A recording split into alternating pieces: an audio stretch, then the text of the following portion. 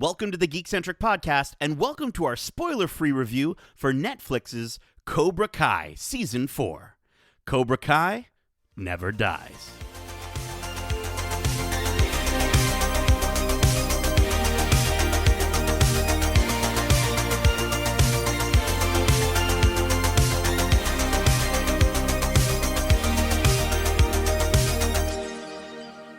Wax on, wax off, everybody. My name is Nate, and I will be your sensei for this spoiler-free review for Cobra Kai Season 4, which hits Netflix December 31st.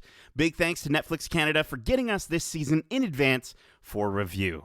Now, our own Sensei Lawrence is sitting this one out, so allow me to introduce you to the other Sensei joining me for this review. He's two-time Aurora High All-Valley Karate Tournament champion, and he always shows no mercy. He's Kevin the Hawkman Hudson. Oh, what an introduction. I feel like you're the announcer from the All-Valley tournament itself. You could easily replace him, that's for sure. Dude, I would totally, that would be, if I was in this universe, that's who I would be. I think that makes the most sense. Well, and I'll just say, in the immortal words of my hero, Terry Silver, a man can't stand, he can't fight. A man can't breathe, he can't fight. A man can't see, he can't fight. Wow. Well, just to set the tone for what this season is about, you know. Quite some words. Yeah, man, absolutely. Well, listen, I'm going to dive a little bit further into description. Before we sweep the leg on this review, I'm going to give a little insight into what's going on going into this fourth season of this show. Directed by John Hurwitz and Hayden Schlossberg, Cobra Kai takes place over 30 years after the events of the 1984 All-Valley Karate Tournament, with the continuation of the inescapable conflict between Daniel LaRusso and Johnny Lawrence. Now, Season 4 finds the Miyagi-Do and Eagle Fang dojos joining forces to take down Cobra Kai at the All-Valley Under-18 Karate Tournament, and whoever loses must hang up their gi. As Samantha and Miguel try to maintain the dojo alliance, and Robbie goes all in at Cobra Kai, the fate of the All-Valley has never been more precarious. What tricks does Kreese have up his sleeve? Can Daniel and Johnny bury their decades-long hatchet to defeat Kreese, or will Cobra Kai become the face of karate in the Valley? The show stars Ralph Macchio, William Zabka, Courtney Hengler, Zolo Mariduena, Tanner Buchanan, Mary Mauser, Jacob Bertrand, Peyton List, with Dallas Dupree Young and Thomas Ian Griffin joining this season. All right, we're going to attack this thing offensively and defensively.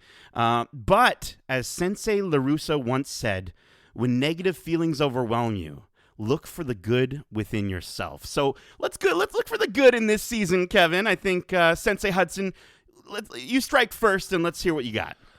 I just am so amazed at how this show has kept everything that worked for it in the first season pretty much right through up into this season. It just keeps going. It's this nostalgic goodie bag of treats that just never seems to run out. They keep finding these sort of narrative threads that work through not only the show, but from the movies as well. And I'm convinced that they had this thing mapped out for at least the first 4 or 5 years, just how smoothly everything is transitioning from one season to the next. There's new surprises. There's familiar faces that keep coming up throughout the years that play a pivotal role, that have an impact on the characters. And so, I mean, I'm not sure this was the strongest season, but I couldn't believe that by the end of it, I was still like, bring on 5. I'm ready to keep going. Like, they're still going. It's unbelievable. No, for sure. I think, after 4 seasons now, the show hasn't lost its sense of drama, and we're still getting those hell yeah moments, like where you just want to fist pump the air. And so, yeah, I think those are sprinkled throughout the season, and I think this season does a good job of sort of finding a way to expand its cast, but without overstuffing it. You know, usually in some of these fourth seasons of these shows, it starts to feel like it is getting a little bit, there's too many characters to follow.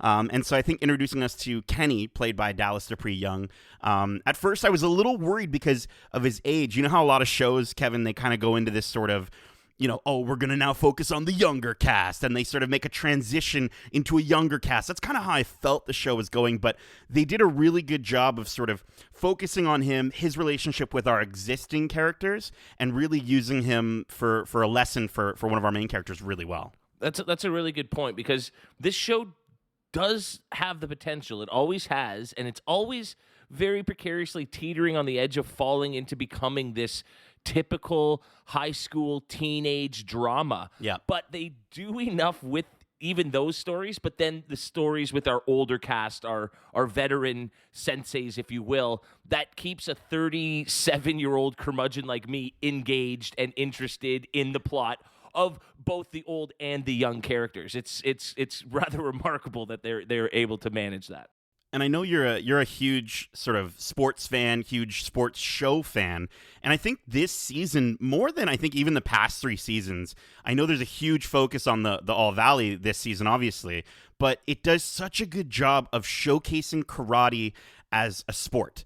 Right, karate is not just a thing that they're using. I mean, don't get me wrong; they do some like pretty on the cuff, like we're gonna fight next to this pool, we're gonna fight over here, we're gonna fight over there, kind of things. But it also does a really good job of establishing the rules, showcasing the concept of respect within the sport. And I think these characters, who have been doing it for quite a while now, there's some really wicked moves in this season as well.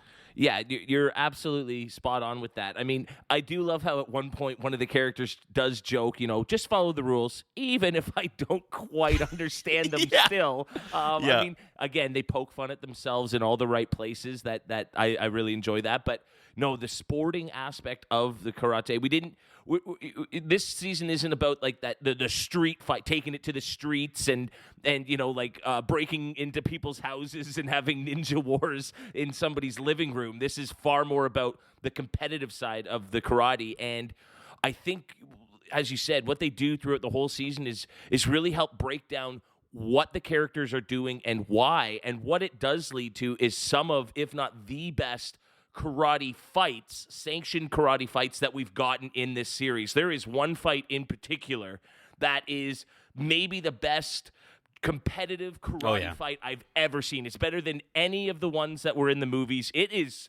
was barn burner. It was great, and it was tense, and it was like, and with that fight and a lot of them, again, the show could become so predictable, and they constantly keep you going, who's going to win? What's going to happen? Who's going to do what? And so it's just amazing that they keep those surprises coming, even in what could be just a very stereotypical sports feel-good movie. It never falls into being just that, ever.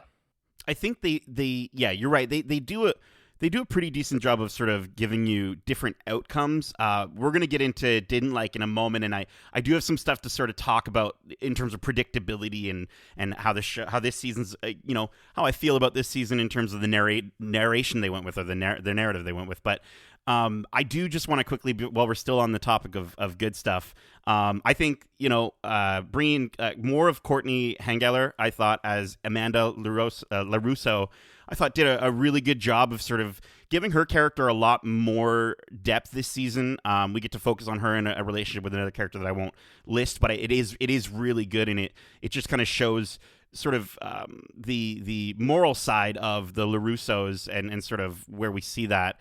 And then also with Anthony LaRusso in this season, played by Griffin Santapietro, who in previous seasons, he was just a little brother. And I thought the direction they took his characters was, it was refreshingly honest, because in contrast to what I was just saying about Amanda and Mary and Daniel, Amanda, Samantha and Daniel, how they're all very much, the righteous people, the good guys, to see where they took Anthony was refreshing. It was interesting. It was a contrast from Daniel LaRusso. And you mentioned how he's such a small part of the first few seasons. Usually in a show, a character that insignificant just goes up to bed one night and then never comes back down the stairs. And all of a sudden they bring him back. And I had to look. I was like, was it the same actor?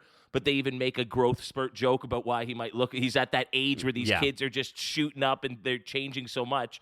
But yeah, it was nice that they found a unique role for him to have in the show. He didn't just jump in and become another one of the characters that we've already seen, follow the same path we've already seen. He has his own sort of arc throughout in the bigger narrative that fits the character and creates enough conflict to keep it intriguing.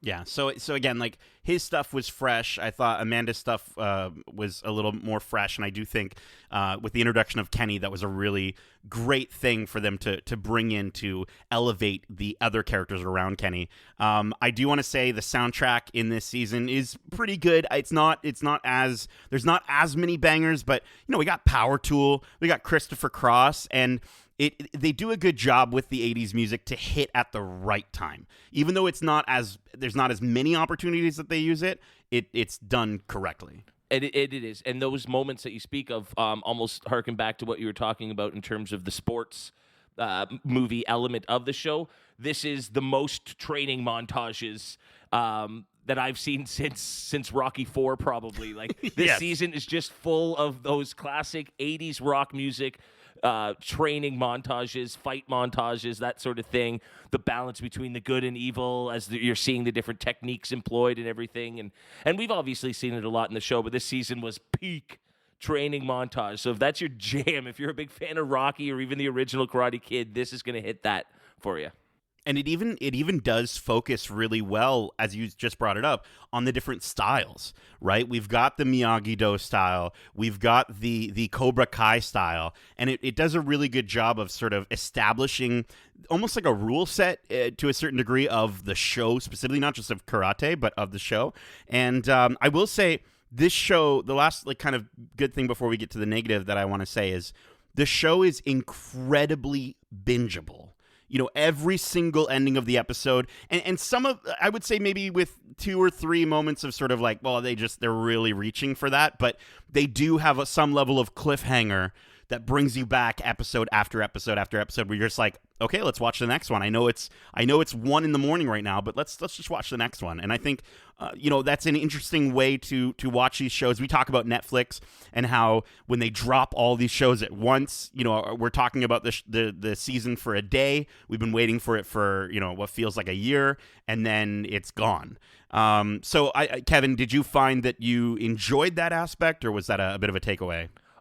For something like this, where it's, 10, 30-ish minute long episodes, I'm really happy if I can just sit there, press play, and it just runs back to back to back for 5 straight hours, and I've enjoyed the story being told, and I can step away from it until the next season. I'm perfectly fine with that, and like you said, this show does such a great job of at least 6 or 7 times you're like, I if I wasn't already going to, I'd instantly be next episode. Let's go. Let's see where this is going. So they did a great job again.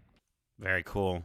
All right. Well, do you have anything else you want to say in terms of good stuff? No? Well, listen, as Sensei Kreese said, a true cobra feels no sympathy for its meals.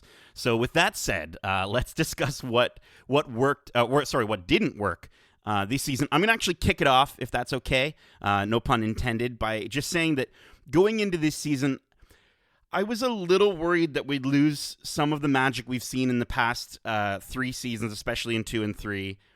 And I really have to admit, I think this one I did lose a little bit of that, because I found that the majority of the themes in this season retread the past 3 seasons, and they don't add enough for me. I felt like, again, I mentioned Kenny, I mentioned Anthony, and those were some sort of fresher themes that they sort of took on, and even some of it was rekindled, but done in a way that was still different enough. And I think, really without any spoilers, I think they land this season in a really intriguing place, but the season as a whole, it didn't hit the highs of the past season, and it left me wishing that we actually started at the end of this season's narrative rather than where we did, because I think where they're going with season 5, they have an opportunity to make it so really different than what we've gotten in the past, and I'm looking forward to how far they sort of get away from what feels pretty formulaic at this point.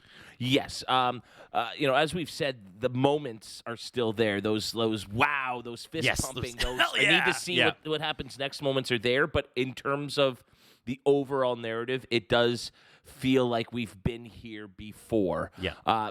So I would 100% agree that, a lot of the main characters are characters that we've been with since season 1, episode 1 even, were spinning their wheels a little bit, but that was almost letting the other stuff, the newer elements, the newer characters and things catch up to where everyone is. And now I think at the end of the season, everyone is at a place where they're going to be exploring new areas for them as characters and how they interact with each other.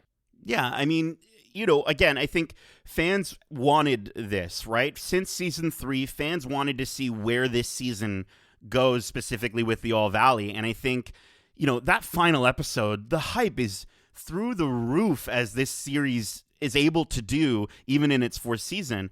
I couldn't feel as though, like if we had started at the All Valley, I think, and then gone past that into some of the major conflicts that we see are going to come into play, I think that could have just made for such a more interesting story. And I don't think we needed as much lead up to that as we got. Again, I get the whole idea of catching some of these new characters up to our existing characters, but I don't think we needed 9 episodes to do that. No, that's a really good way to look at it. I think, combining what happens throughout this season into a smaller area at the beginning and then exploring. But I mean, they want to get as much run out of this as they can, right? I mean, this has got to be a huge surprise hit for Netflix and everyone involved. And so, for sure, they're going to spin for as long as they can. I hope, because of what we've said about the one negative aspect about a little tire spinning here in season 4, that season 5 does take a new direction and do entirely new things with these characters. We've seen them do the tournaments now a couple times. We've seen them have these back and forth conflicts with each other. Now we need new conflicts, new challenges for these characters to sort of have to tackle. And the thing is again, the show does a great job of sort of making it believable that they are going to just have random karate fights in anywhere in the world. So so you can get out of the dojo. You can get out of the, the same environments that we've seen, get out of the valley even. And I would just be really interested to see if they have the ability to make that happen.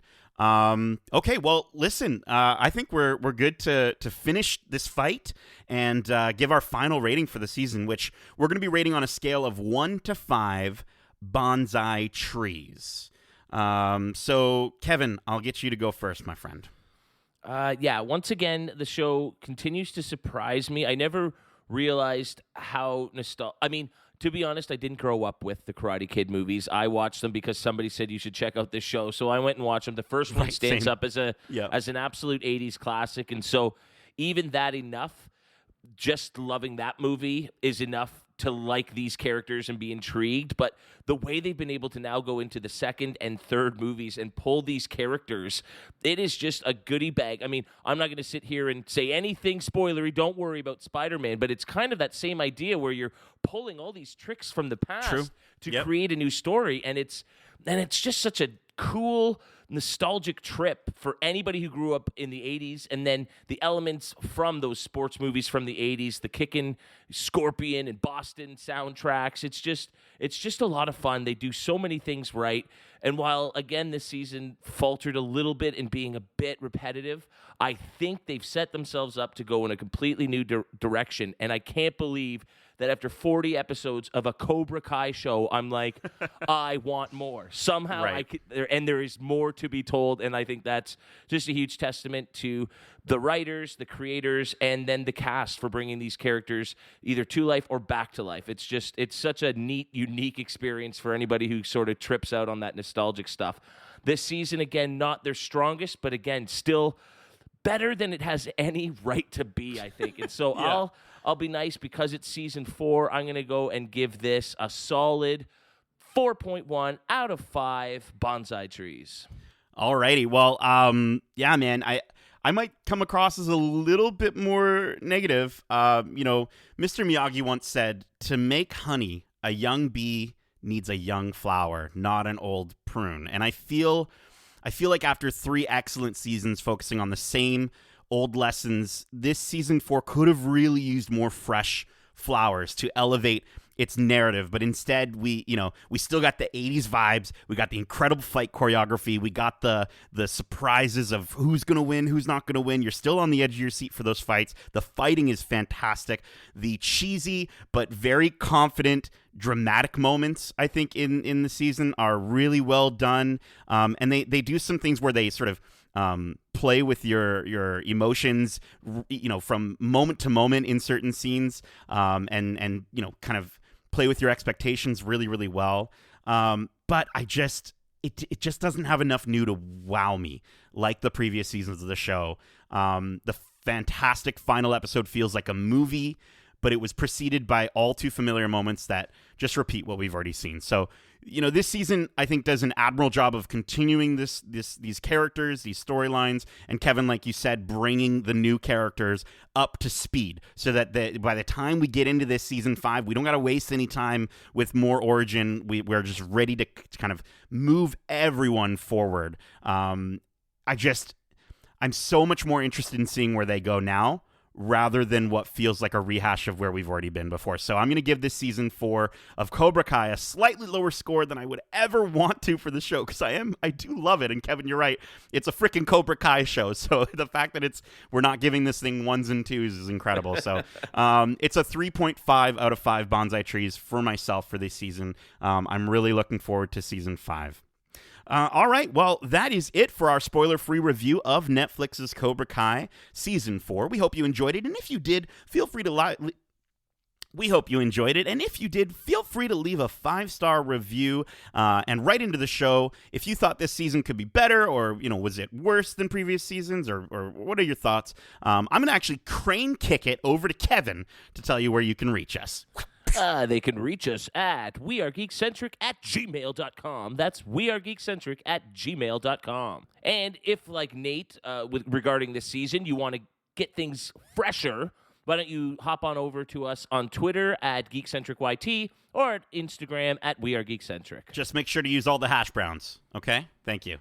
Excellent. Now, keep in mind, we also have a ton of other episodes covering the latest movies and shows out now, with our most recent episodes covering all things Spider-Man, like our 2 Spider-Man in review episodes, or our spoiler-filled review and reaction to Spider-Man No Way Home. If you've seen it once, if you've seen it 900 times like I plan on seeing it by now, definitely go give that a listen. It's a lot of fun.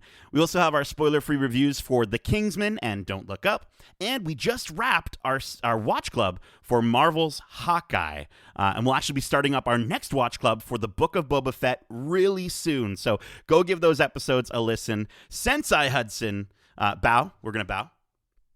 Okay. We're bowing, by the way, for audio listeners. You didn't keep eye contact, though. Shoot. Ooh, did I lose points on that? Okay. Out of the dojo. All right. Well, thank you so much for joining me for this spoiler-free review. I got to go get practicing then, if that's the case, for the next tournament. So until next time, as we say, love ya. Get home safe, guys. Peace.